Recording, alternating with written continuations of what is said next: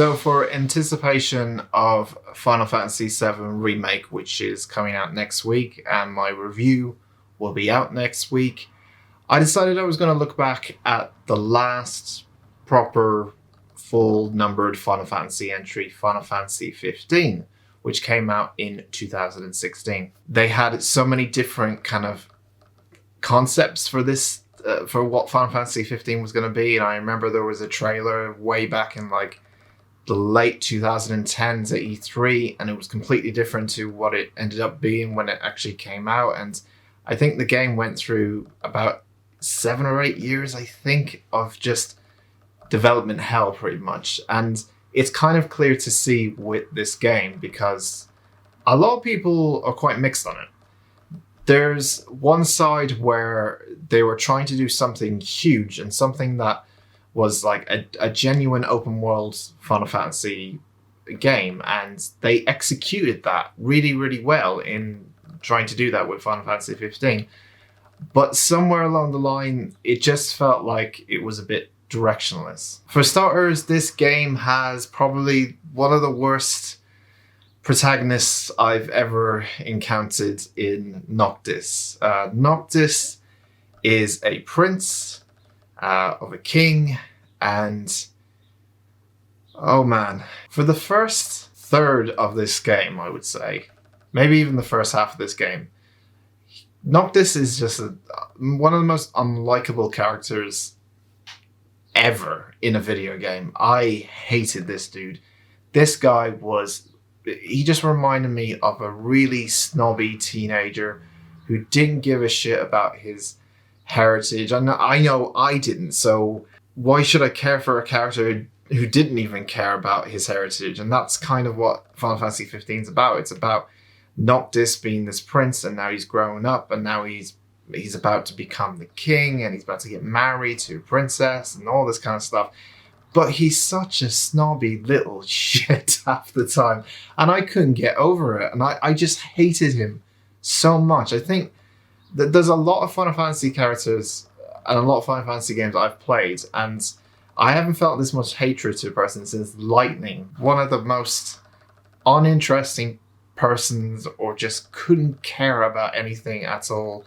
He mopes, he just complains half the time. It's like you're just playing as a teenager who's just got given a very fancy car to ride in, by the way, by his dad, and his friends are driving him around, protecting him, and all he seems to do is just, oh, here again. He never has anything good to say. And it's hard to root for a character when he is the protagonist. That's the first half of this game. The first half of this game is widely different to the second half. There's a moment in Final Fantasy 15, if you haven't played, I won't spoil it, obviously, there's no spoilers in these reviews, but about a halfway mark, the game changes from this quite warm, bro-y kind of feeling game where you're just driving around doing quests, and I'll get into the quests in a minute, and you're just doing odd jobs for people, and there's an occasional boss fight now and again and all that kind of stuff. And then the second half is like this weird, more dark turn to the whole thing, where Noctis starts to become a character. And it gets a little bit more interesting with him, and he doesn't become this annoying little shit half the time. But man, it's about like 60 or 70% into the game where the game gets interesting. And I felt like when I talked about earlier about it just being the direction of it just being all over the place, it feels like it's 1 or 2, maybe even 3 different games piled into one. And it felt like they were trying to do a lot of ideas and they put them all in one game, and it just came out quite messy. So yeah, Final Fantasy 15 is an open world game. There's quests everywhere to do, and you drive around in this car, and the car is not really a car, it's more like a tram where you sit in and you don't really control it because one of your 3 buddies in your party drives the car. So half the time in this game, especially when doing a lot of quests, you are sitting around in the back of a car, occasionally listening to music and occasionally having a chat with another one of your friends called Prompto who wants to take a photograph of something every time you pass by a specific location. And there's some conversations that happen in the car, and sometimes it's just dead silence. And I don't like that, because there's got to be some incentive to being in the car if you're going to have this like as a feature. Like, why would you not just have, I don't know, fast travel or something? But after that's done, and especially if you have to drive a long way, a lot of this game is sitting in a car waiting. A lot of this game is just waiting, in fact, just waiting for things to happen. And it's such a shame, because this game could have been fantastic. It really could have. I think it really just missed its mark in terms of what it was trying to do. I just felt like it was trying to do too many things, and some of these things are stupidly questionable, including the driving thing. I know a lot of people like the driving side because it gives you time to relax and just kind of put the controller down, and you also get to listen to like classic Final Fantasy soundtracks. But man, what's the point in this if there's no real benefit rather than just sitting down waiting? Like, I just don't get the car. After a while, I was just like, I don't get why we're doing this. Like, I don't get why I have to sit in the car and wait like a couple of minutes to get to my destination. You can fast travel, but you have to get to that location first before you can fast travel.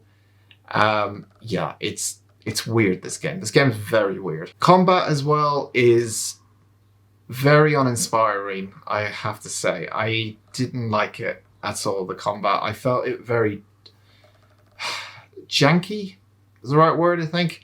Majority of the combat is, if you take the combat for FF7 Remake that's coming out, that is a more redefined version of what Final Fantasy 15 is. Except with Final Fantasy 15, it became extremely repetitive after a long period of time. You can switch weapons, and you can attack, and you can block and dodge, and you can do this weird power thing where you throw your sword halfway across the map, and that lets you evade enemies, or you can like dive straight into them, which is the cool part of the fighting. Is the actual, I can't remember the exact name, but I think you just throw your sword at someone and then you can teleport basically to that location. That's the fun part of the combat. And you can hang on things and do all sorts of stuff. But after a while, it's just holding down the circle button. If you're playing on PlayStation, it's holding down the circle button, and then occasionally holding down the block button, and then occasionally holding down the circle button, because that's how attacks are done, just by holding down buttons and the block as well. And then occasionally healing up, and that's it. The combat's really uninspiring. There's stuff you can do with the team that you have around you. You can actually command them to do specific attacks. It's just very repetitive. I felt like every battle just felt the same kind of button presses I was doing all the time. Like, press the teleportation to go over here, knock him out, block, hit him again, block, use one of your friends to do a special move, repeat. It just didn't have anything really going for it, and it wasn't exciting. And after a while, it really just became a repetitive motion of just pressing the same buttons or going into a fight the same way. On top of that, the story is okay. I mean, as I said, it gets more interesting about the halfway mark, but until you get to then, it is a bit of a drag. But it's okay. I would say, to sum the whole thing up, it's okay. I especially like parts towards the end. As I said, this game is a bit of a mess when it comes to how it's presented and how it feels like it's 2 or 3 games in one. Like, the first half just feels like the most boring, and then you get to interesting things towards the end, but it's not the greatest. Like, I've played, the Final Fantasy games have amazing stories. A lot of them have amazing stories. Final Fantasy 7, for example, is my favorite story of all time in a video game.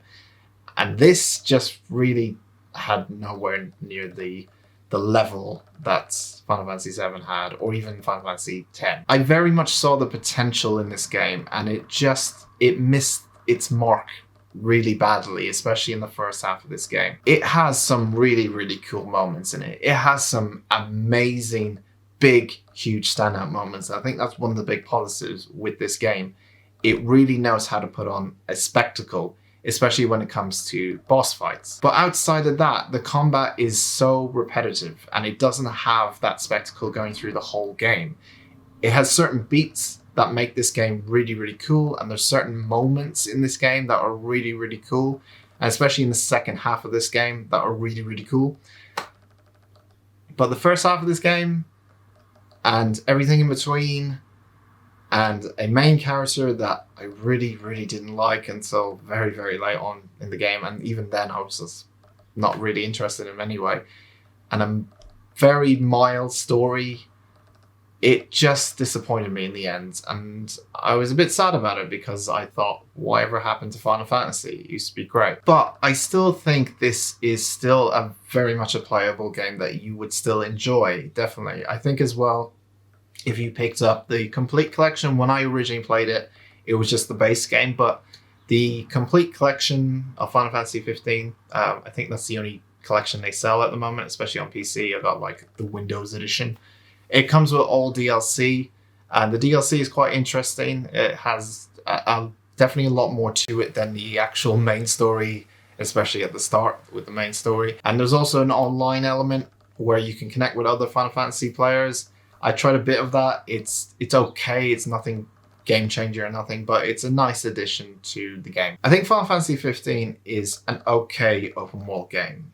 I think if you're looking for nothing special, but something that has a lot of content in it, something that has a lot of stuff to do, to explore, and it has that Final Fantasy feel to it, then I think this is still enjoyable, definitely. I still enjoy playing it a second time around, and I probably will go back to it a couple of years later. But it had so much potential. This could have been an amazing open world Final Fantasy experience, and it just really, really missed the mark. And unfortunately, it's one of those Final Fantasies that, will go down as just okay, especially after all these years of development hell and how long it took to actually get this game out.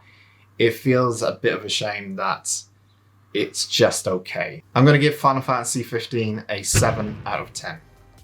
Thank you very much, guys, for watching this review. Just a reminder that, as I said at the start of this video, that the Final Fantasy VII Remake review will be coming out next week. It's embargoed until Monday. We'll see how much I can play until Monday. The game is coming today for me. I got an early copy, thank God.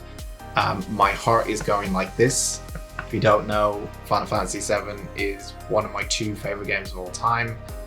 And I've been waiting for this thing for years. And I don't know how I'm going to feel when I start playing it. It doesn't seem like it's real. It doesn't feel like it's like a thing that's coming to me today.